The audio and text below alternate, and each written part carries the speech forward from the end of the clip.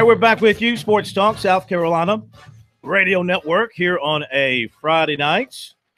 Phil Kornblut, Professor Tom Hayes here in Columbia, South Carolina. Will Pelagic in Columbia, Missouri to cover USC and Missouri. And I'll be heading up to Clemson tomorrow afternoon to cover the Tigers and Auburn. Looking forward to that. Should be a great football game in the upstate.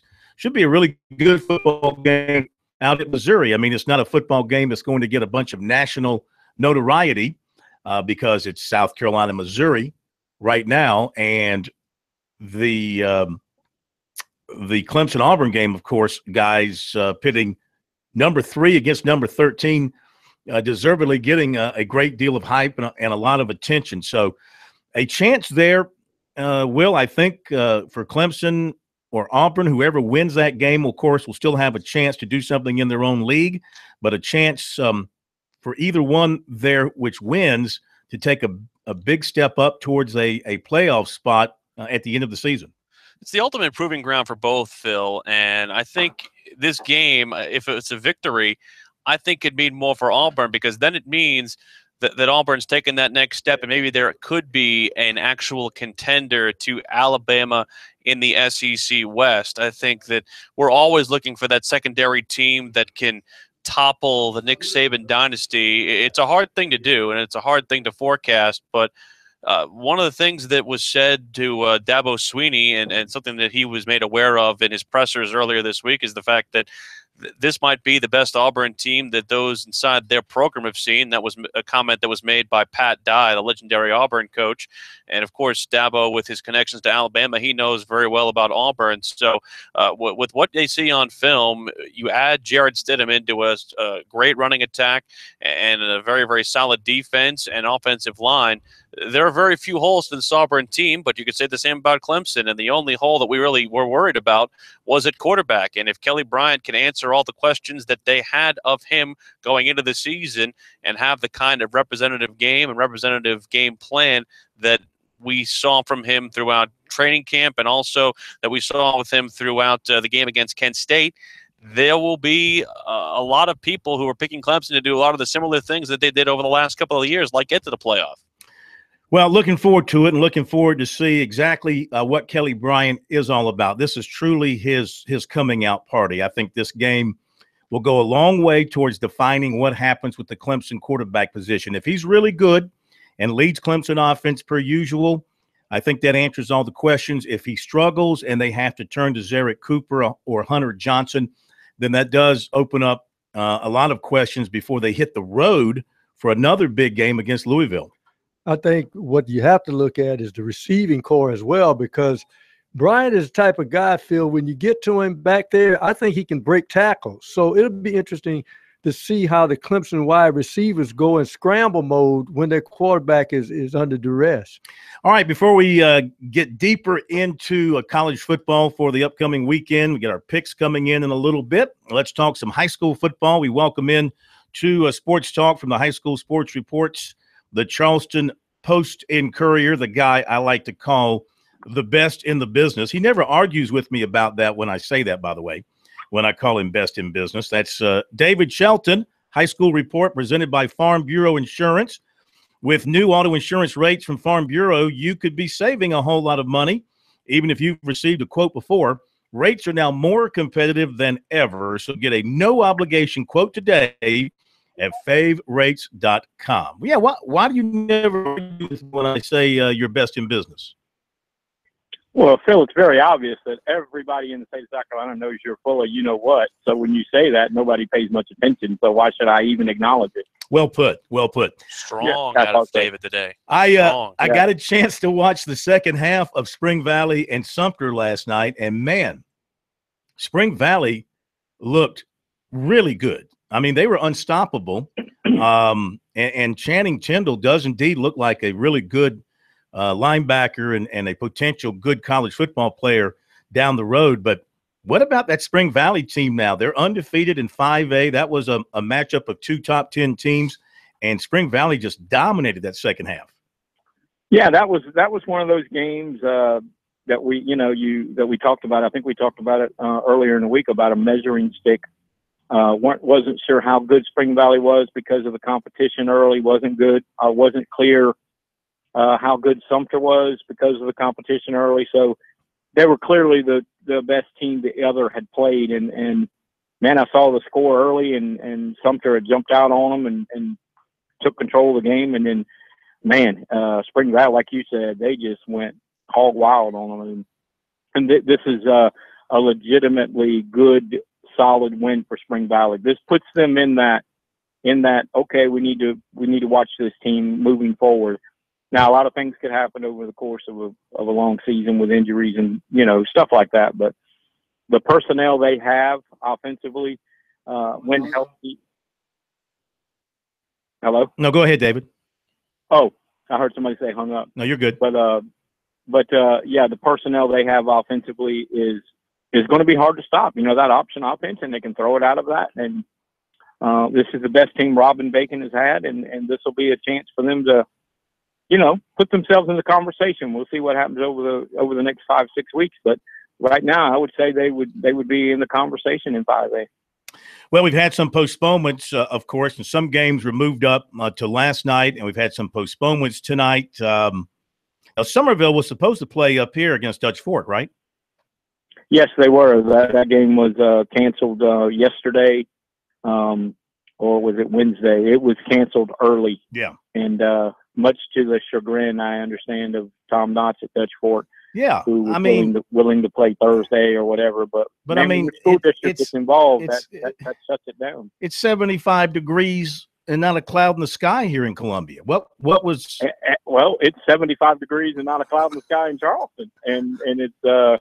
But again, these school districts, they run the show. I know. When the superintendent says you're not going anywhere, and we're turning our students loose on Friday to go be with their families to prepare, because at that point they thought Charleston was going to be in a lot more peril. The storm has tracked differently, and a lot. I mean, I agree. I mean, it's one of those things. You do it too early, you're criticized. You wait too late, right? Bad things could happen. The bad thing or the sad thing is that there's no way these two teams can make it up. I think that's what's bothering Tom Knotts, because they signed a 2-year contract, home and home. They made the trip down here. Somerville got that good gate. I think Dutch Fork was looking for a good gate, and not to mention, both teams were coming off a loss and really needed to play and see if they got better. I just don't see any way they can make it up. I don't. Both teams start region play next week, or I can't remember if Dutch Fork does or not, but I know that Somerville starts region play next week. And we're already in the low country. We're already going to be behind the 8 ball next week, because most of these districts are not coming back to school till Wednesday. So therefore teams can't practice till Wednesday. So I don't see anybody playing Friday. I would think maybe Saturday and Monday, maybe the following week, a Monday, Friday deal. But we're kind of getting used to it around here, because it's kind of happening that's 3 years in a row now where a storm or flood or whatever has really affected, the season. So we're kind of used to it, but that's probably what we're looking at. I don't think there'll be many teams in the low country play next Friday. Yeah. Well, look, I'm not criticizing him. It's a tough call. You're right. If you call it too early and the weather doesn't impact you, people say why. And if you wait too late, then it becomes a dangerous situation. So I understand that they're in a bit of a pickle. But it's just too bad that a big matchup like Absolutely. that would have had a huge crowd has been totally, blown away, because a win didn't even make it here by Friday night. But all right, David, thank you, man. We will talk to you tonight on the High School Scoreboard Show. We appreciate it. Okay, man. Take care. David Shelton with us tonight. Hartsville at Conway. That's a big matchup. Couple of 3-0 teams going at it tonight in 4A. Also, North Augusta, Lexington, good matchup in 4A. So there are plenty of good matchups tonight around the state, and we'll have the scores for you on our scoreboard shows beginning at 10, 10:30, and 11. When we come back, it's time to get into the business of game picking. The football filibuster up next. Well, you could. Yeah, I just let you handle that.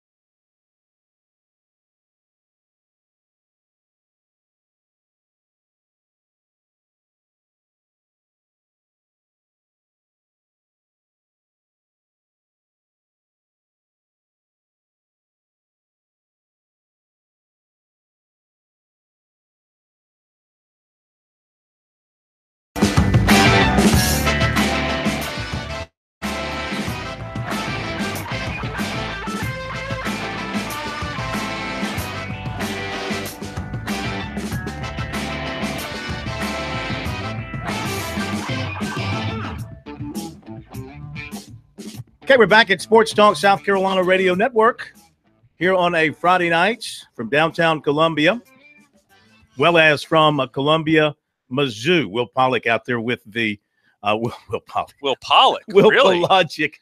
Really? That's what you get when we merge Will Pelagic and Bill Pollock. We get Will Pollock. There are like 5 Bills in this building here, by the way. It's insane. Yeah. So, yeah. Every corner you say, "Hey, Bill," and 5 heads pop out of the door. we got a Bill in our own news network with Bill Dubinsky. So it runs in the family, I'm guessing. They are everywhere for sure. In just a moment, we'll have the governor and the attorney general with us, Alan Wilson. We'll get our football filibuster underway here on this Friday night. Just a moment or two. Will Pelagic out in Columbia, Missouri, covering the Gamecocks as they prepare to take on the Missouri Tigers tomorrow night in SEC opener for both. So from being on shows in Missouri today, you were talking about the mood out there is they've got some confidence going their way that they're going to pull off the win against the Gamecocks. They are looking, I think, too much at the North Carolina State game and looking at what they were not able to do on offense, at least in the second half, and looking at that as something that can be a feather in their cap to give this defense from Missouri some confidence.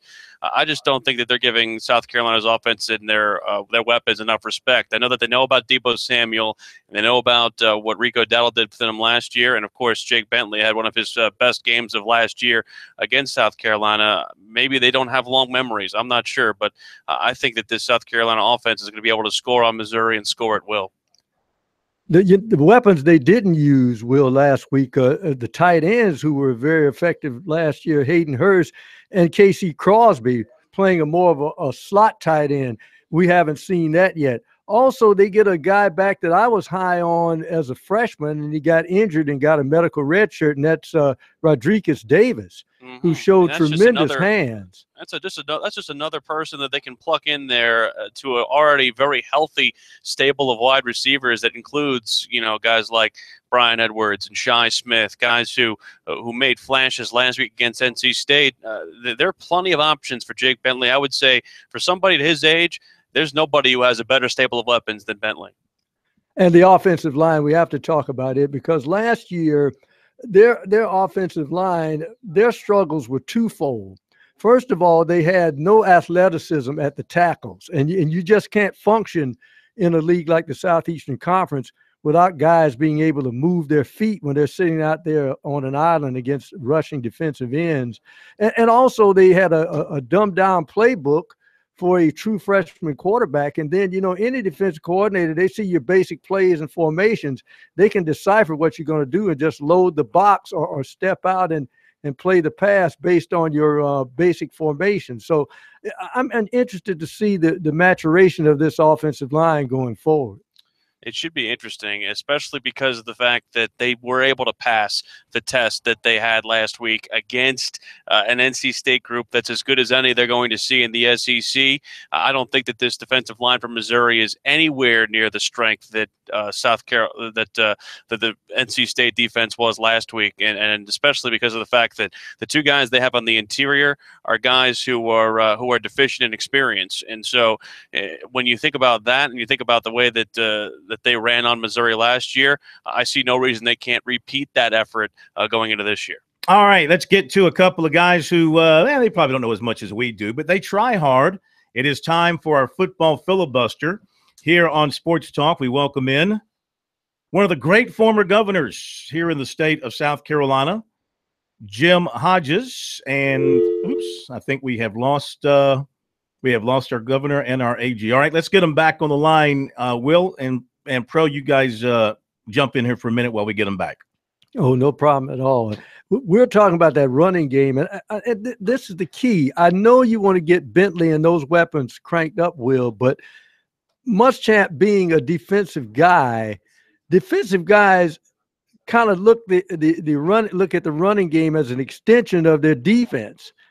And I want to see if he gets seduced, and if he's getting 3, 4, if he's getting 4, 5, 6 yards of crack, will he lean on that running game and just, tell Mr. Bentley, look, go go back there and hand it off to the guys we got back there. We got 4 strong backs. We're going to rotate them in, and we're going to see how much clock we can run.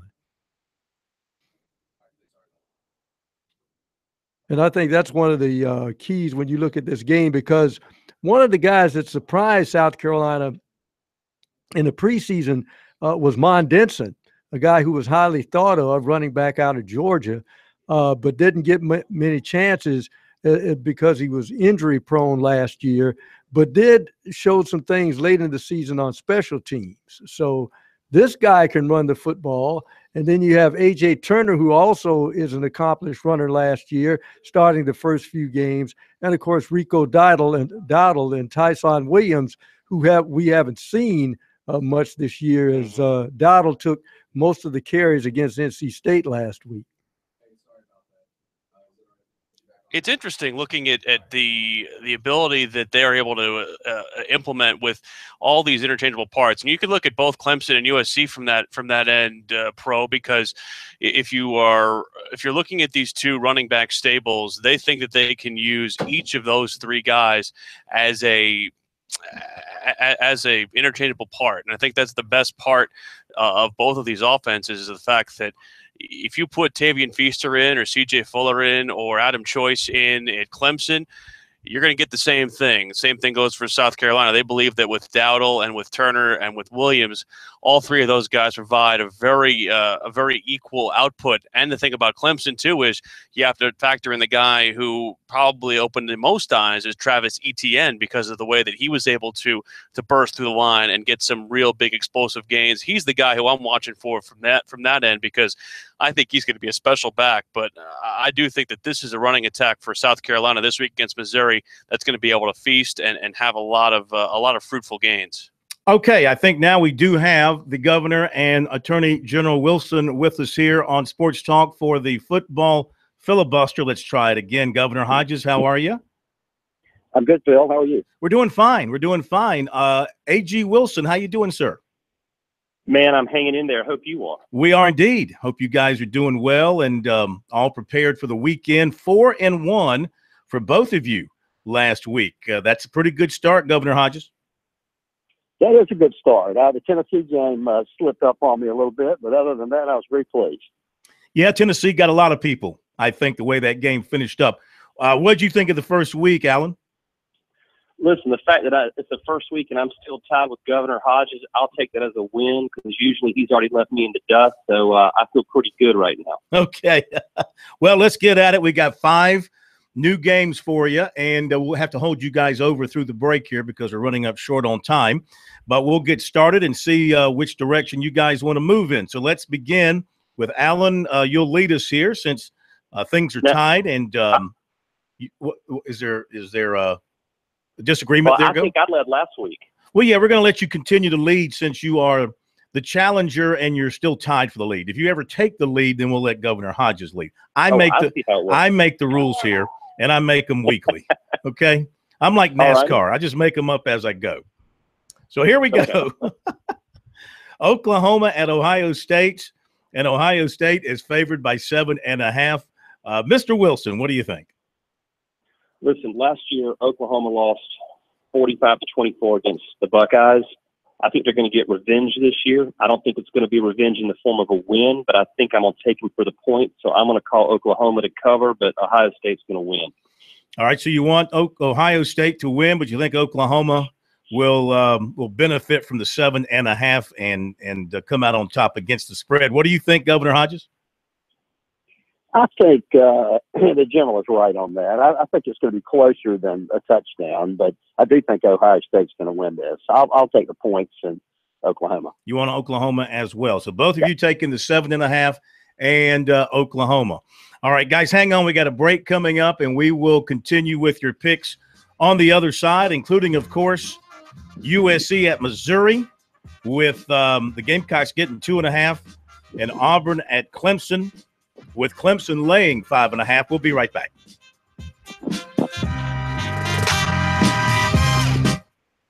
Okay. Everything okay over there? Yeah, I'm doing good. How about you? Doing well, guys. Just here in Missouri. Columbia, Missouri, beautiful town. I've been there a couple of times. Hmm. Now, I want you both to know my wife is a Missouri grad. Did y'all hear me? My wife.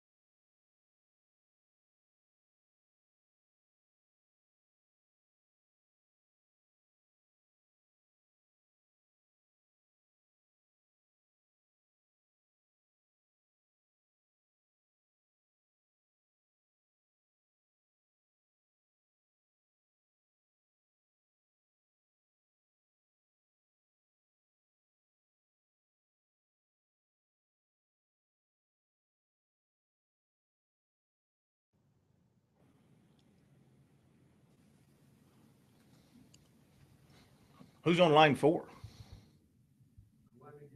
Oh, jeez.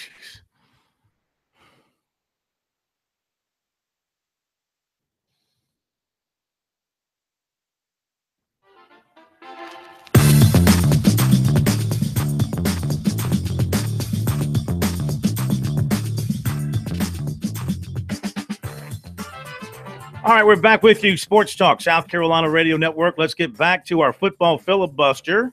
And Lee Sterling waiting for us right around the corner with our professional help tonight. But let's continue with the governor and the general as we go to Georgia at Notre Dame.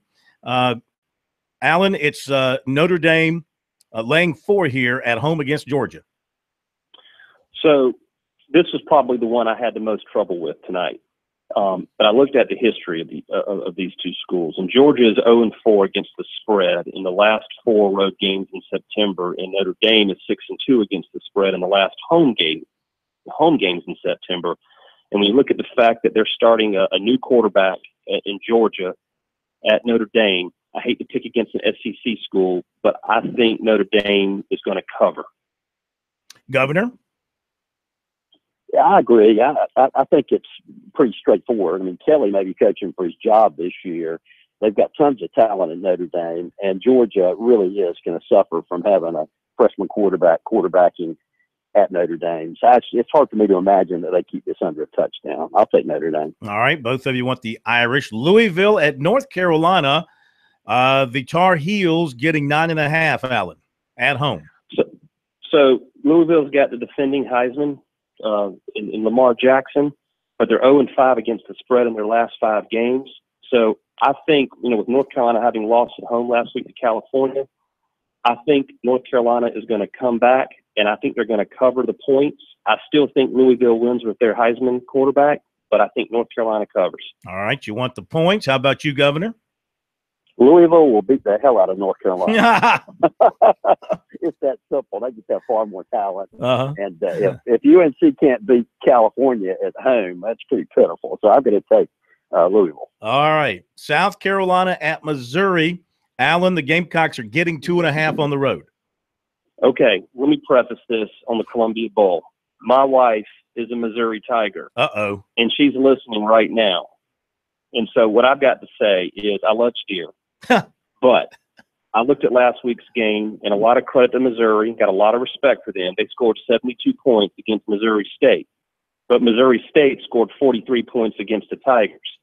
So I like our offense against them. I think our defense can keep it reasonable. I think our offense wins the game. So I'm calling South Carolina for the win. Okay, and that's it for your love life. How about you, Governor Hodges?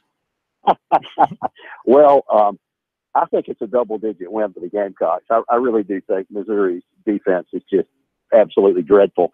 And I think our offense is good, but theirs isn't as good as it looked last week. So I think Carolina will win this by at least 10. Confident. All right, Auburn at Clemson. Clemson laying 5.5. General Wilson. I just like saying that. I like saying General Wilson. That sounds very big-time-ish. Well, at my house, I'm a private. Okay. And speaking of my house, Governor, I might need to sleep on your couch tonight. If you sleep the key under the mat, I'll see you later. But Auburn at Clemson. So Auburn's got an untested quarterback. They're a great school. 4-1 against the spread in the last 5 road games. But in this particular case, I didn't show enough love to Clemson last week when I didn't think they would cover the 39.5 points. I'm going to go ahead and give them the cover. I think they can cover the spread on this one. So they'll win by at least 6 points. Okay. Governor Hodges. I think that Allen's probably right about this, but just to make things interesting and have 2 games that we pick the opposite, I'm gonna pick Auburn to make it close, like a field goal, and only because I think Clemson's still got to prove in the post Deshaun Watson era that they can be that good offensively. And I think Auburn's a lot better than they were last year. So I'll pick Clemson to win, but I'll take the point. Just admit it. You just wanted a reason to pick against Clemson somehow, some way. That's all. You do. I'm impressed with Clemson, but as I've always said, I think Deshaun Watson may be the best college football player ever to play in the state of South Carolina, and he made a huge difference, and he's not there this year. This is true. So I'll take the points for Auburn. Guys, we thank you so much. Have a great weekend. Weather out the weather, and we will talk to you next week. You bet. Thank you. Thank you so much. That is former Governor Jim Hodges, current Attorney General Allen Wilson, with us here on Sports Talk and our football filibuster. So now we go and turn to our professional help. We welcome in Lee Sterling of Paramount Sports, who needs to get out of, if he hasn't left town down there in Miami, he probably needs to, unless you're going to sit there and try and weather the storm. No. I thought all the titles, maybe you're going to call in Dr. Phil or something. But, I was involved, and I tried to ride out Andrew, and I lost my home. And I think I've learned something in that, and I am above you again. I'm in Winston-Salem. I flew out last night. Quick story, and then I'll give you a brief rundown on all the picks I've got. But ready to leave at 9:30, figure we're ready to go. And all of a sudden, I'm standing there looking out the window at the tarmac, and there's a guy with a knife threatening baggage handlers. Oh, no. saw about 30 or 40 policemen running after him. He ends up getting shot. Oh, no. And yeah, so I'm figuring, okay, this is horrible. How could this, what would the odds of this happening? And we're getting ready to board our flight, and I see a plane coming in, and the front nose is damaged, and the windshields, I mean, crap. And this all happens within an hour's time. And then I see all these emergency vehicles, like 8 or 10 emergency vehicles following it. Turned out a flight from Miami to Seattle was struck by lightning. Oh, no. And taxied back. So we didn't, every flight was delayed for about 3.5, 4 hours. We get out at 2 in the morning, and I'm working right now on my 6th cup of coffee. So I got probably about another half hour before I crash. I'm just going to stay here in Winston-Salem, whether it's 3 days or 3 weeks, until I get to go ahead to go back to Miami. Well, hopefully everything works out well for you. We need to move quickly here. We've got about 90 seconds, so let's get at it. Let's begin with the two locals. What do you think, Missouri and South Carolina? With Missouri, defense is optional. Too many blown coverages, missed tackles. I like South Carolina to win the game outright. How about Clemson-Auburn? I think that Auburn has a shot here. Clemson may be one of the best defenses we've seen, but they are a little vulnerable to passing quarterbacks. FSU put up 34 last year, Tech 35, and Pitt 43. I think it might come down to Auburn's great kicker, Carlson. I like Auburn outright, 27-26. You said outright. Outright. Ooh. How about NFL, Panthers and 49ers? Well, maybe they finally made the right choice in choosing a coach and a general manager, but too many problems in the meantime. And Carolina, this is the one defense they usually have a lot of success against here. Carolina 28-17. Panthers straight up over San Francisco, covering the 5-year. Game of the week is Louisville and the Blue Bellies in Chapel Hill. Yeah, they want to get this game. Should be a great game. 800-400-9741. Free angle that's over 90% winner on this game. Louisville, North Carolina, 800-400-9741. And we have our Baker's Dozen, 13 games this weekend, including our first 35-unit play.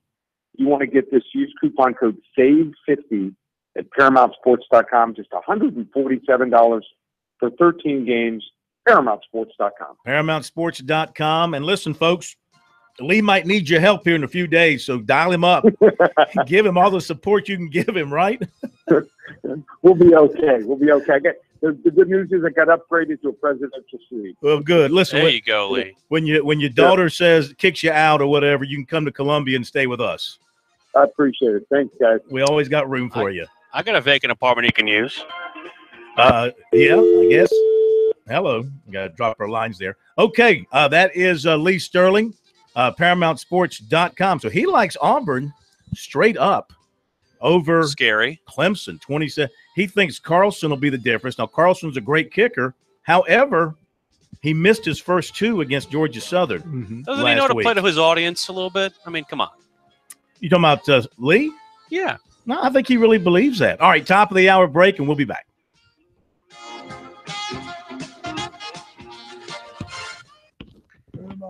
Peter just texted me again, said he's good to go. Peter.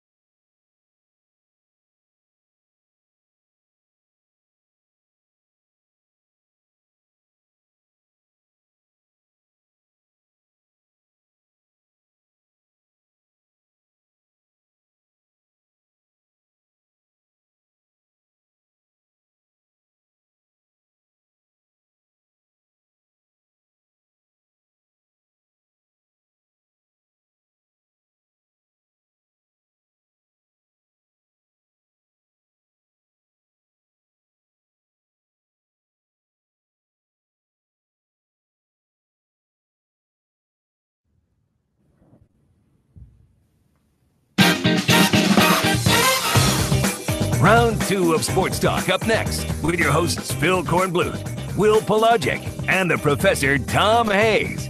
Don't leave us hanging. Join the show, 800-956-7266.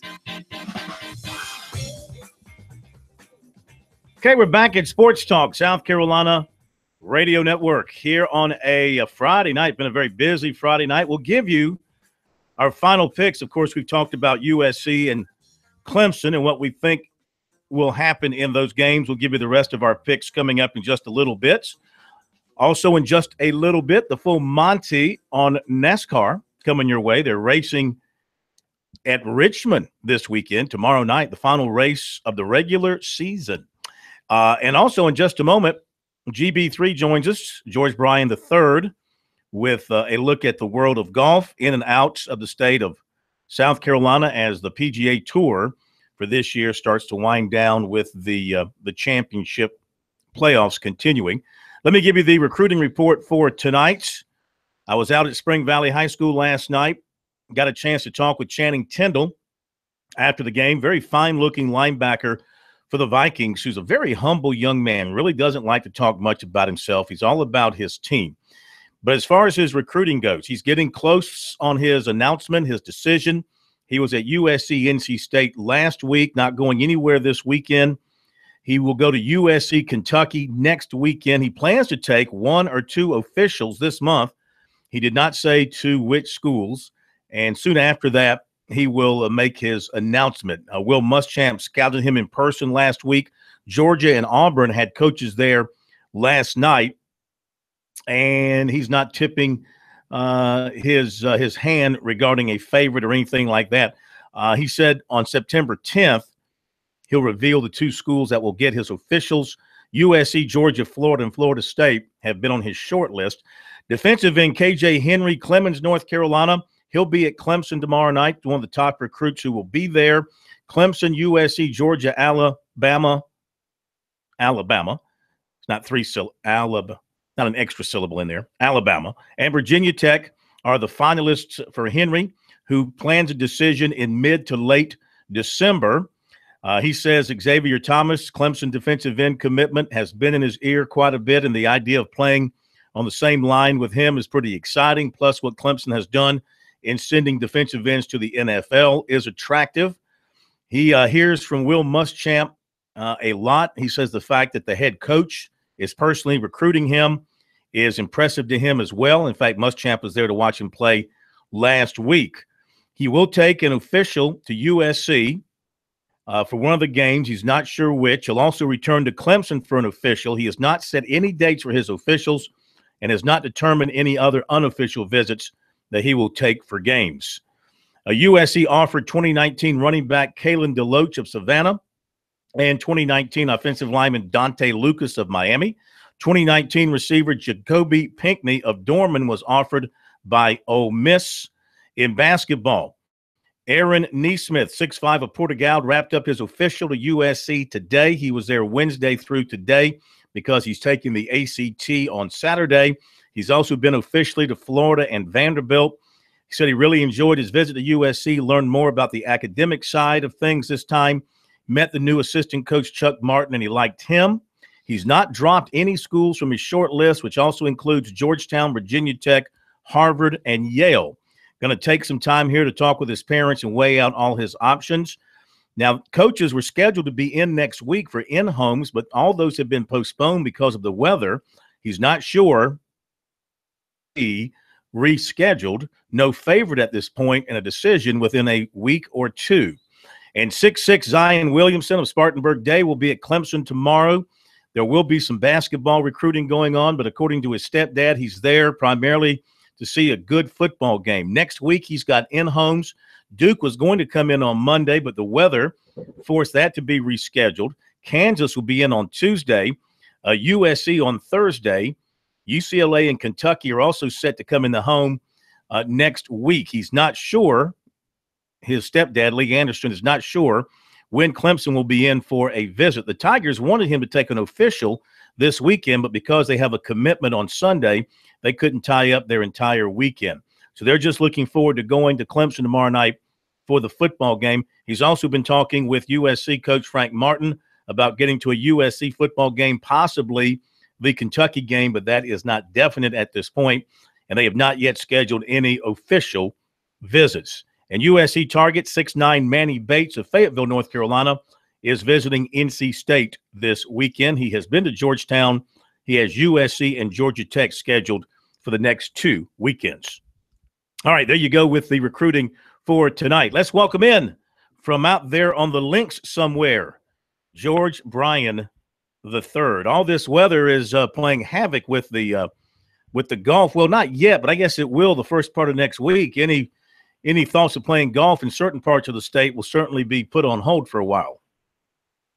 Yeah, and I'll tell you what, I hope Satan towed it a little bit or hooked it at this point where it just doesn't do what they say it's going to do. Maybe he had that face closed and he hooks it a little more left or slices it more right some way for relief. But yeah, not looking too good right now.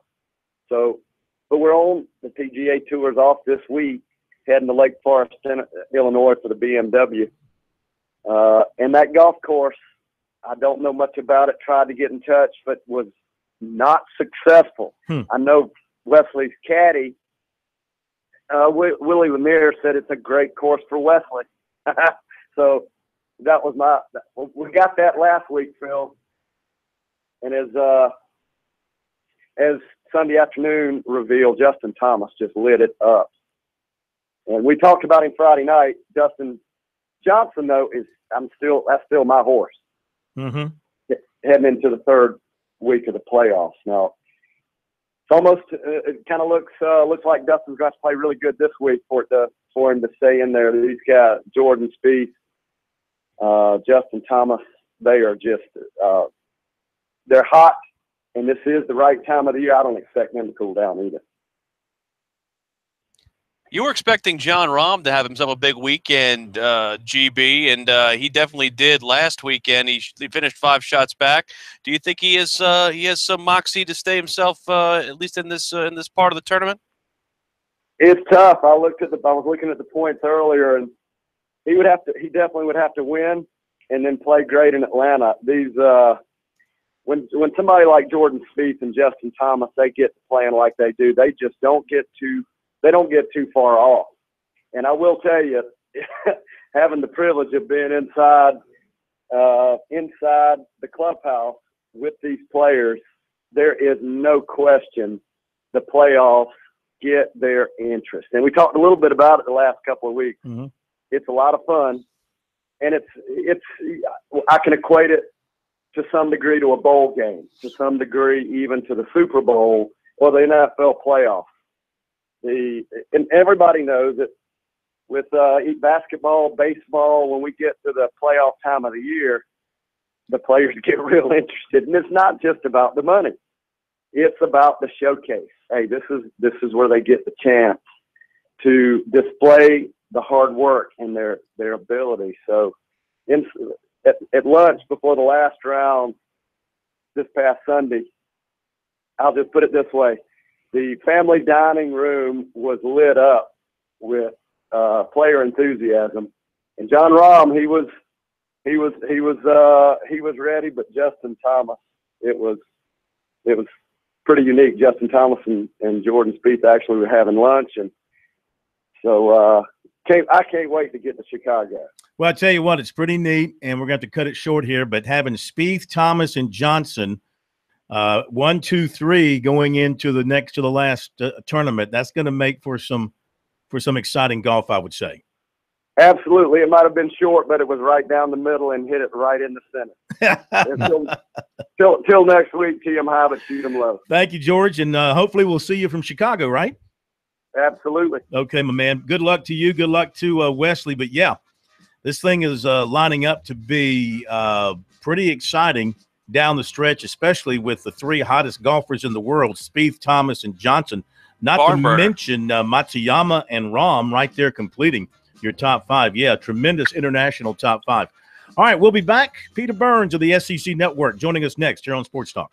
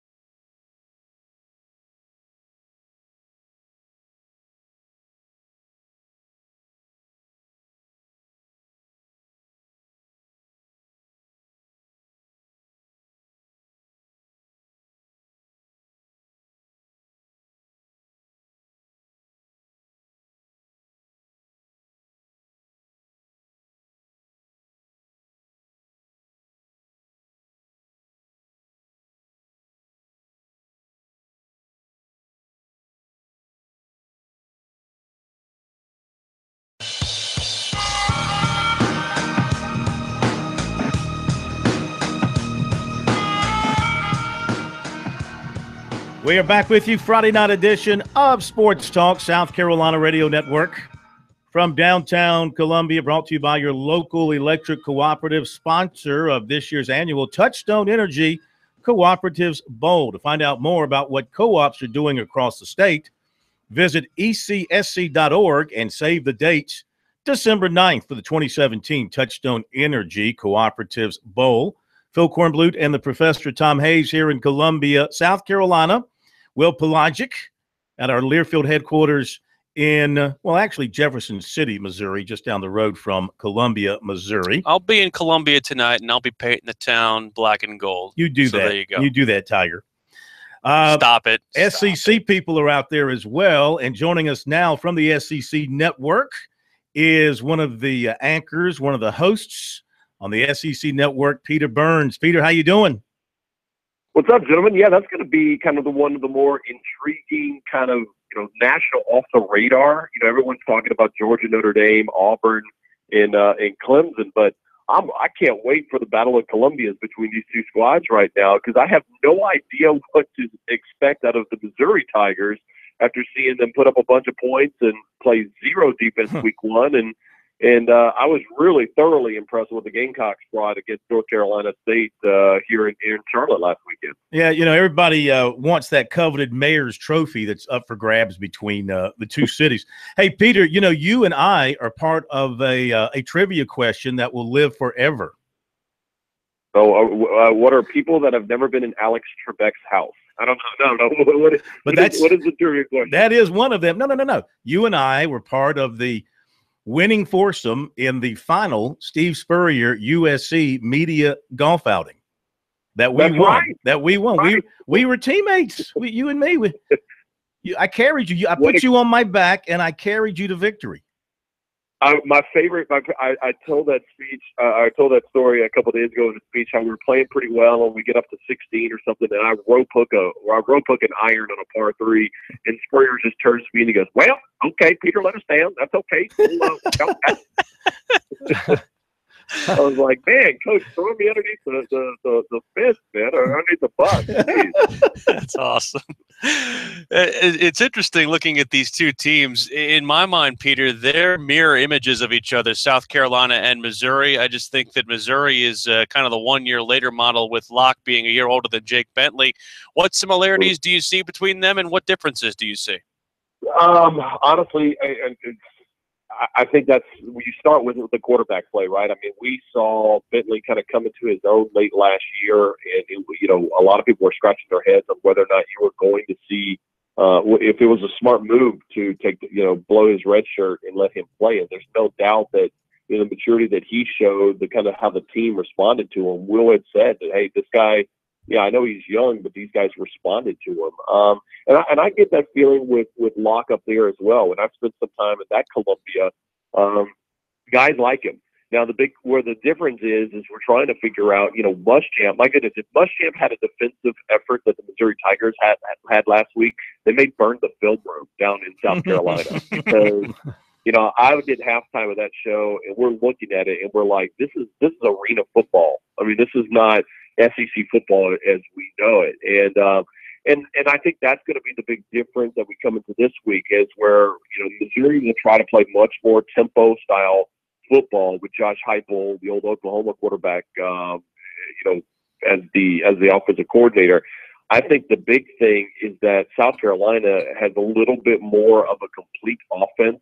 They're going to be able to run the ball a little bit more with Rico and AJ and those guys. I think I'd like to see Hayden Hurst get a little bit more involved this week. So I think that they're going to have longer, more prolonged drives, and they're going to need that simply for the fact of defensively, I think South Carolina is not as deep as I'd like for them to be, as far as just a bunch of great football players. I mean, led by Sky is unbelievable. I just want to see a little bit more of a game plan from South Carolina, because I don't expect much from Missouri other than just, hey, let's just go out and score and hope for the best. What do you think about the East now, with Eason being hurt at Georgia? Now Fromm is stepping in. Some people at Georgia think that's a good thing. I mean, I never think it's a good thing to throw a freshman out there into the fire. But you look at the East, In Florida, their offense obviously struggling right now, and they're off this week because of the hurricanes. So they don't get to fix that. Do you see the East as wide open as it looks right now? Yeah, I mean, listen, I spent some time down in Athens this spring, guys, and no one would ever say this, but the feeling that I got, and even watching it, the feeling that I personally got was that if Jake Fromm was the quarterback of this Georgia Bulldog squad, that might be a good thing for this team. You know, I mean, listen, this kid's a true freshman, but he ran that offense really efficiently. You know, they weren't going to ever bench Jacob Eason because he's a 5-star guy in the NFL. You know, he has a makeup of an NFL guy. You know, 6'5", huge arm. But there was just an ease that Fromm threw the ball. So I'm not worried about him at all. I still think Georgia's the class of the East, especially with the defense and having Michelle and Chubb running the rock. But I'll tell you what, I've got South Carolina right there with Florida as the teams I think can make a run in the East.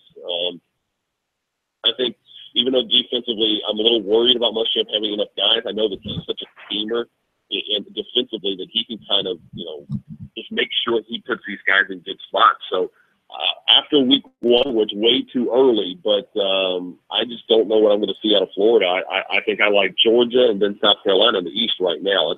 That's a way real quick knee-jerk reaction. Mm-hmm. The entire league, we always brag about Alabama. Is the league and the fans in the league, are they starting to suffer from a little Alabama fatigue and say anybody but Alabama, maybe somebody else in the West, comes out of there like an Auburn or LSU?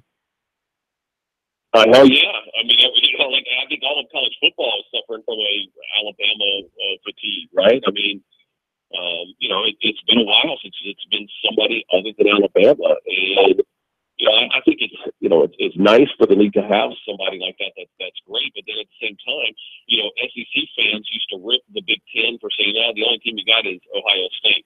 Or they'd rip the Pac-12 and say, the only team we have is maybe USC or somebody like that. So, you know, what made this conference so great and really where it kind of grew into this monster is when you had Florida, you had Auburn, you had LSU, you had national contenders all across the map, guys. And right now, you know, as of at least the last 2 years, you know, there really has only been one contender, and that was Alabama Crimson Tide. Now, I say that as I'm looking at my wife across the room because I'm a diehard LSU fan and she's a diehard Alabama Crimson Tide fan. So she's just shaking her head going, yeah, you know how bad it's been. So I'm very curious, though. What I saw out of LSU against BYU, while they didn't look great offensively, I only think they only, you know, showed about 10 to 15% of their playbook. Defensively, they looked absolutely elite, and they played 15 true freshmen. 15 freshmen or redshirt freshmen. So I'm very curious to see what they're going to look like in 2 weeks against Mississippi State because LSU could be that contender that really no one was talking about. Pete, we got a minute. Give us your read on Clemson-Auburn real quick. Listen, we're going to find out if this is Jared Stidham that deserves the hype or this is, you know, Jeremy Johnson 2.0. I think we're closer to Jared Stidham deserving the hype. So for me, if Kerryon Johnson can go in that game at 100% with him and Cam Petway, I think Auburn can go in there and actually stun everybody and win that game. If Kerryon Johnson's not 100%, I think they struggle. And real quick, even though Jake Fromm's going up in Notre Dame, I like Jacob Eason and the Dogs by 2 touchdowns. I like taking the Dogs by 1 touchdown over Notre Dame. Wow. Upset special from Peter Burns. How about that, Corn? That's right. Give the 6.5. Just throw it on the money line, baby. Let's go. I don't know. That pick of Georgia sounds more like one of those shanks you had in the Spurrier golf tournament. Hey, okay. Peter missed another one. That's okay. Hey, Peter, we thank you, man. Have a great weekend and look forward to watching you on the network. Anytime, boys. Y'all have a good one. Thank you. Thanks, Thank you so much. Peter Burns. And, of course, Pete played collegiate golf, I think. Yeah, and I have to be honest with you. You know, it wasn't me that carried that team. Okay, I know you might have. I said it. You probably believed it. You said he carried your bag. Now, Peter, obviously, and Spurrier hit some good shots. Peter, Cole, we know about your modified Stilford scoring system. That's true. All right, we'll be right back. The full Monty on NASCAR coming up.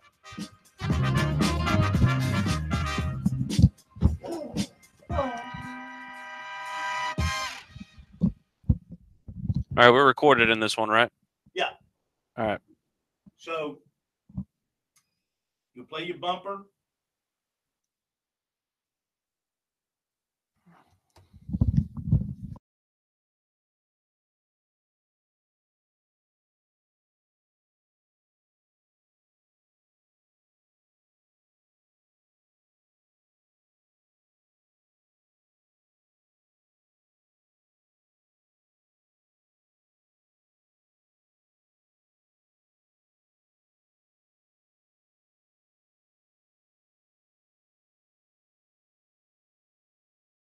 Come back into Sports Talk on this Friday night. It is time. Welcome back into Sports Talk on this Friday. Welcome back into Sports Talk on this Friday.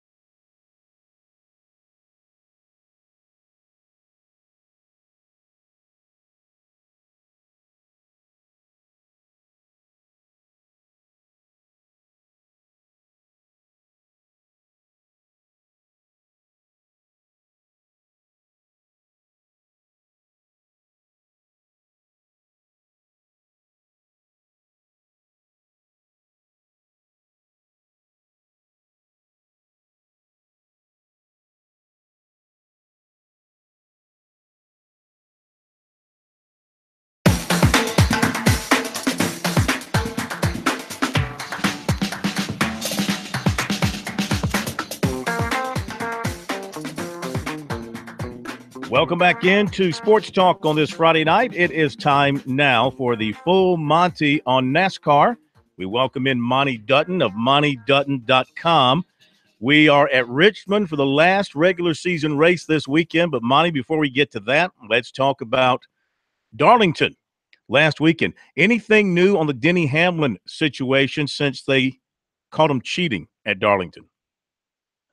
Well, it's one of my least favorite terms in sports, and encumbered victory, which means he's in the playoffs because he won a race early this year, but he doesn't get the bonus points for, and that's the reason that Joey Logano is not in at all unless he wins at Richmond, where he won in an encumbered fashion earlier in the year.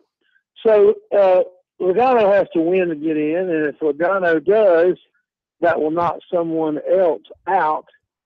That would put, I think, Chase Elliott. I think there are three, if I'm not mistaken, there are 3 drivers that within 3 points, and only 2 of them would make it if another person made it by winning. So it's not as up in the air as it has been at times in the past, but it is quite up in the air. So, I mean, encumbered. I have never heard that word used in sports before until Joey Logano's I wish that I never had. Yeah, it's just stupid. I would call it, if I was in charge, I would call it a tainted victory. Yeah. How about just cheating? But what about the day at Darlington itself last Sunday? A beautiful day, a good race, and you had drama at the very end with Martin Truex Jr. looking like he's going to stroll to victory, only to have a tire go down. Do you think Hamlin would have called him anyway if the tire had not gone down? I think he would have called him. I don't know if he would have passed him. It would have been interesting to watch. But it was interesting because Darlington has gotten enough age on their pavement that it is brought back one of the unique aspects of racing at Darlington, which is the great difference that tires make, because fresh tires are so much faster than old tires. And so you just don't see at most tracks someone who is 10 seconds behind run someone down because that other the guy in front. I mean, Darlington was always a place where you could see the slowest car on the track go in the pits and put 4 fresh tires and go out and start dusting the lead cars for a few laps. Then it would even up. And I think that's fascinating to watch. And so I think it made it, I think Darlington races are always good, but after they repaved the track a few years back, it took a little of the interest away, and that's back now, I think. Looking at Richmond this weekend, Monty, we have the top 3 guys in practice for Matt Kenseth, Martin Truex Jr., and Kyle Busch. Obviously, those 3 have been kind of near the top over the course of the part of this season. Who do you think that this track fits the best, at least for their style of racing? Richmond is sort of, there are 3 short tracks on the schedule. And Richmond is sort of the moderate short track because Martinsville is flat and shaped like a paper clip, and Bristol is very high banked. Richmond is D-shaped, and there's a lot more room, and it's sort of low, but it has banking, but it's not very high. So I've always thought that Richmond was sort of the racetrack that's a short track, but it doesn't bring out the worst in drivers the way that Bristol and Martinsville do. Martinsville is pretty inoffensive because they're not going fast enough, and they just bump each other around. It kind of looks like bumper cars at the State Fair at times. And Bristol can be a place of great smoke and fire and excitement. Richmond is probably the moderate short track, where it's a good short track. And if you like short track racing, and many NASCAR fans prefer that to any other kind, I think it's sort of, it's an excellent short track that maybe doesn't please somebody because there's not as much slam bang excitement. Talking with Monty Dutton, the full Monty on NASCAR here on Sports Talk. The last race of the regular season, really, 3 spots are up for grabs in the playoffs, which means there are going to be some drivers out there throwing all caution to the wind, the guys who are right there on the bubble. Then, guys like Dale Jr., who the only way they get into the playoffs is with a win. So what kind of racing action are you expecting tomorrow night?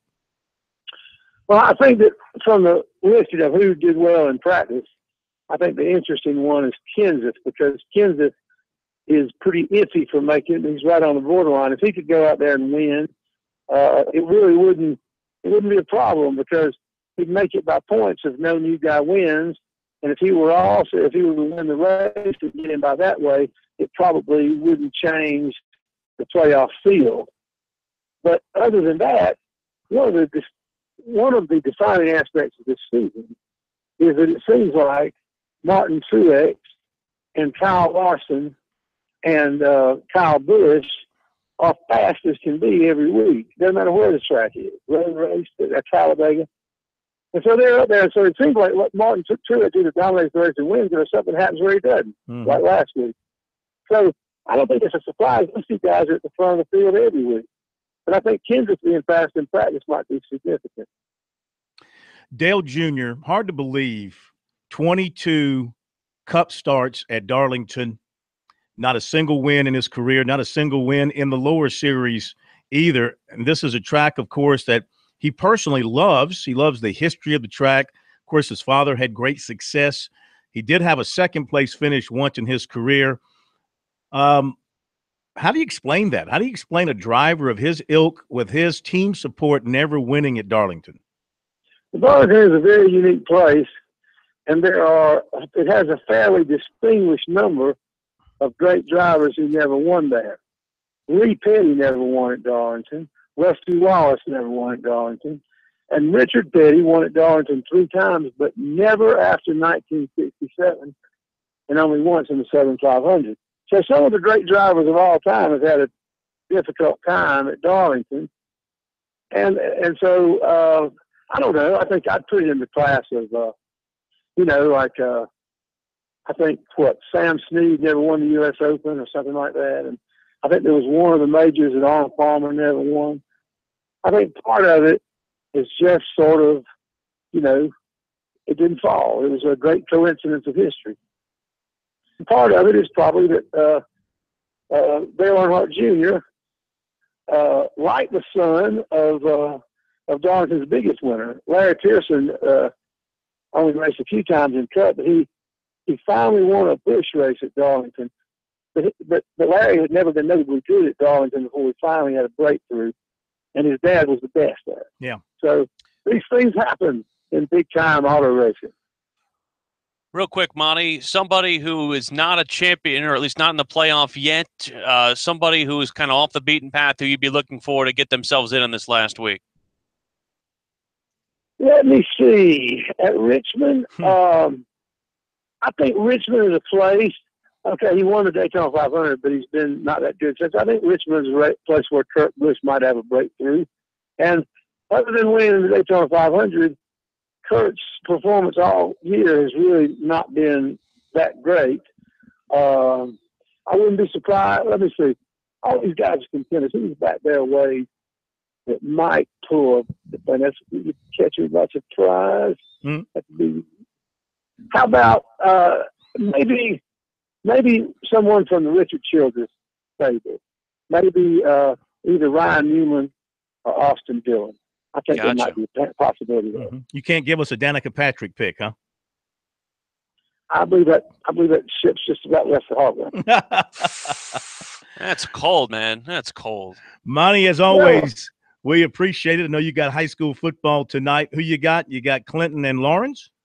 Aiken at Clinton. Aiken at Clinton. I'm sorry. I'm glad I'm not on the road to Aiken right now. It's a little jump. Absolutely. I-20 is kind of backed up from what we hear. Thank you, my man. Have a great weekend. We'll talk to you next week. All right, Phil. Appreciate it. Thank you. Monty Dutton, the full Monty on NASCAR with us here on Sports Talk on this Friday night. We will continue with more in a moment from here in Columbia, South Carolina, and as well as from Columbia, Missouri. It's Sports Talk on a Friday night.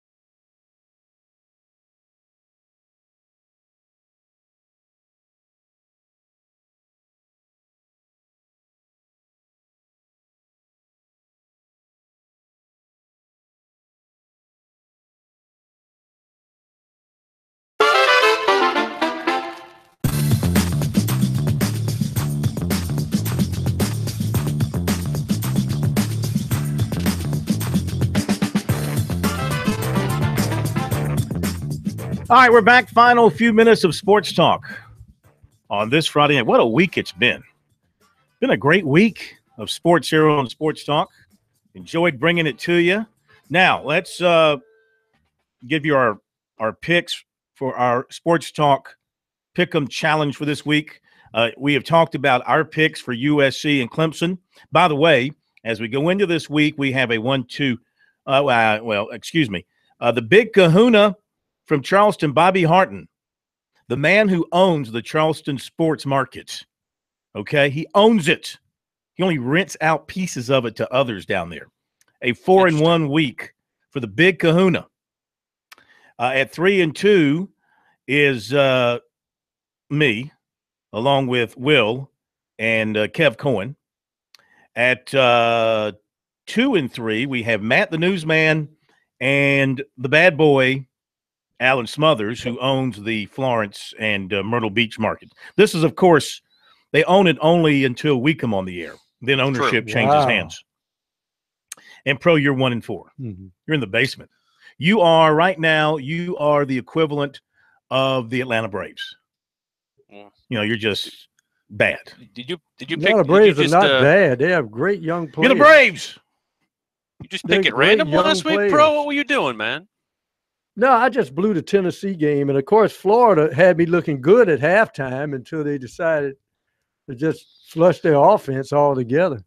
All right, the word "flush" with Irma coming down. Come on, true, now. True that. So, all right, so Auburn and let's go from the bottom up. Oklahoma and Ohio State, and Will, hang on a second here. I had Ohio State. Well, hang on a second. -7.5. I've got your picks out of order here for some reason. I've got a problem here with your sheet. I put your order, your picks are all over. Oh, all right. Anyway, I can make this work. Oklahoma and Ohio State. So I've got Oklahoma and the bad boys taking Oklahoma. Everybody else is taking Ohio State. Okay. And Oklahoma's getting 7.5. I think it's going to be close. Oh, Ohio State may win, but I like the 7.5. Notre Dame and Georgia. Tough trip. Notre Dame and Georgia. I don't know. I'm wrong about freshman quarterback Jake Fromm. Maybe he is the next great thing. Freshman quarterback going into Notre Dame. You know, Notre Dame is going to fill up the box and see if you can run it against 9 and 10 and see if the freshman quarterback can beat us. Notre Dame laying 4. I like the Irish at home. Pro's taking Georgia. Let's see. Kev Cohen's taking Notre Dame. So it's just Kev Cohen and I have Notre Dame. Me. Kev Cohen and me. Yeah, you're taking Notre Dame too. I got your games out of order here, so it's messing me up. Sorry. It's okay. It's probably my fault. Oops. So we're taking Notre Dame. Everybody else is taking Georgia. Louisville, North Carolina. Looks like everybody except Bobby Harton is taking Louisville, and Alan Smothers. He too is taking North Carolina. He calls them the cheaters. He will not use the word North Carolina. He just calls them the cheaters. Interesting. All right, and then USC and Missouri. USC and Missouri. What have you done? I've just made a mess of this sheet. All right, I've got the Gamecocks with the points. So does Pro. You've taken the Gamecocks, sir. Matt's taking Mizzou. Oh, Matty. Yeah, he's out there by himself. Everybody else is taking the Gamecocks. Everybody's got the Gamecocks except for Matt the Newsman. I'll have to bring back some black and gold for him to wear next week. And after he loses. Auburn at Clemson. All right, I've got Auburn. Pro's got Auburn taking the points. I said earlier, I think Clemson will win. I think it's going to be like a 3-point game. I'm taking the 5.5. I think it's going to be that tight. Will, you are taking the Tigers. By 10, sure. Why 10? But Kisser. Matt is taking Clemson as well. I got to make up for it last week after they hated on me and because I was being too rough on Kelly Bryant going up against Kent State. Let's see. Kev Cohen is taking Clemson, the Big Kahuna, and the bad boy. Everybody's taking Clemson except for me and Pro. That's it. We're the only ones on the Auburn Tigers. Have fun on the island, gentlemen. We shall see. Listen, being on an island with Irma hanging around is not a good thing. It's not good. Be swept away. I'd rather be with the herd. That's dry. our picks. That's our picks for this week. Couple of other things to mention. Texas A&M saw it just keeps when it rains it pours. Texas A&M sophomore DB Clifford Chapman, ineligible due to academics, will not be available this season. Kevin Sumlin making that announcement. Marvin Bagley, I don't want to ever hear anything again. And I say this with all sincerity. I never want to hear anything again from anybody with ties to Tobacco Road about their academics. All right. You got Fraud City in Chapel Hill. And now Duke, okay? We're talking Duke, the Harvard of the South. Oh, we're so much smarter and richer than you. And we will not do anything to hurt our academic reputation, except when it comes to our basketball team. The NCAA has cleared Marvin Bagley III to play for Duke this year. Now, this is a guy, he must be very smart. I'm not questioning his brain power. He must be extremely smart. Are you? He officially graduated from high school on September the 1st by taking online courses and cramming over the summer to be able to reclassify as a graduated high school senior so that he could enroll at Duke, eventually at Duke, for this year so that he can play 1 year and go to the NBA. So my point is, Duke, you're no different than anybody else from an athletic standpoint. You will do whatever it takes to get a great player into your program, even if it means for 1 year, even if it means he's taking basket weaving on the internet so that he can meet your entrance requirements. Your beef is not with Duke. Your beef is with the system. I think the system is broken. My beef is with Duke and the system because Duke sits there holier than thou with everybody else around them, like, looking down their nose. But ever since they took Tinkerbell out of Philadelphia, how many years ago was that? Tinkerbell, what was his name? The nickname was Gene Tinkerbell. Banks. Gene Banks. As soon as they opened the door for Gene Banks to come in and got their program rolling again under Bill Foster and then Mike Krzyzewski. Well, now look, they're not doing anything anybody else isn't doing, but don't act like you're all this when you're not. But you could tell they did that because there was a time, remember, that Coach K, I'm not hanging a banner up until everybody on that team graduates. That's what he used to do. That's right. But then when he started losing his shirt, you know what? We're going to have to get some one and dones too.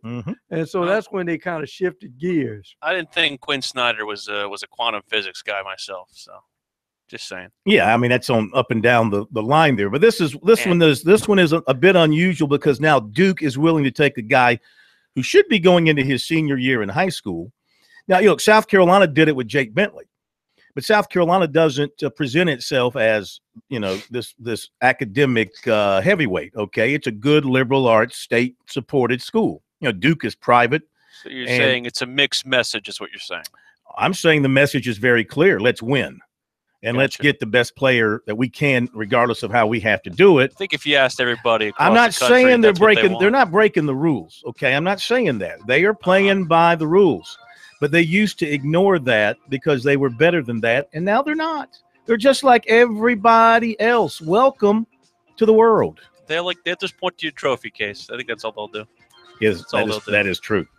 All right, listen, tomorrow, reminder for everybody. I know you got a lot of choices out there for your game coverage, and you should check them all out, including our coverage here at SportsTalkSC.com.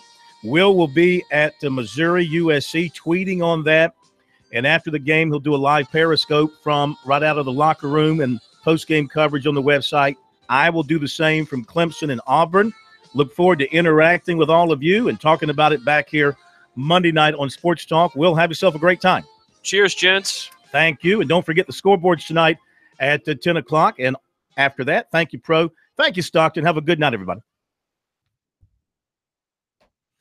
I'm a man.